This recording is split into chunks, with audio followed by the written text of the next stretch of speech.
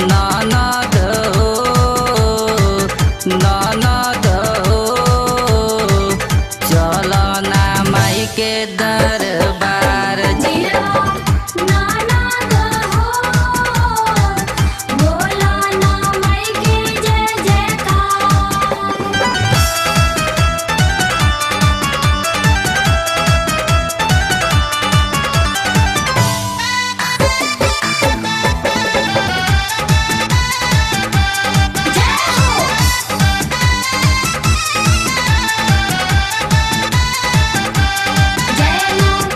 अड़हुल के फूलवा चुनरी कलशा में धरिया लिहले मैया के पूजे खातिर पनवा सो परिया लिहले।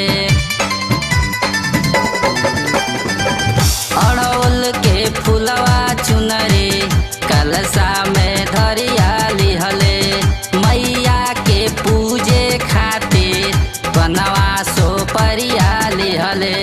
मंदिर में पूजनिया करी हो मंदिर में पूजनिया करी हो होत भीनु सार जिरावा ननद हो ननद हो बोला ना माई के जय जयकार जिया ननद हो बोला ना माई के जय जयकार।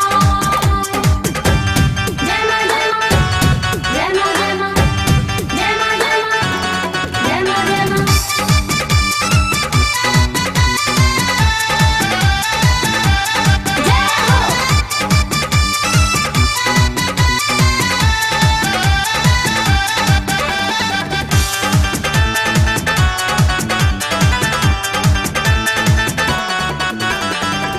बाधिन हो मैया भीरे अचरा पसरले रामा देवी भवानी माई से आसरा लगवले रामा। बाधिन हो मैया भीरे अचरा पसरले रामा देवी भवानी माई से आसरा लगवली हो रामा।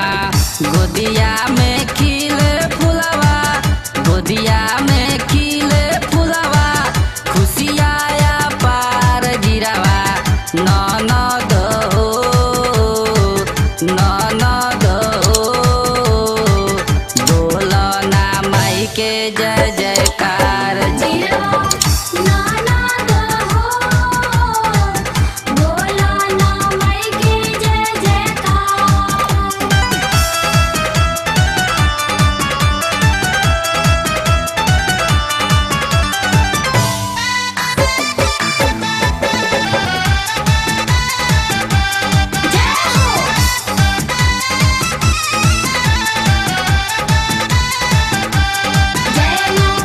लाली चुनरिया लाले फुलवन के हार से माई जी के खुश करी हो पंकज गोहार से।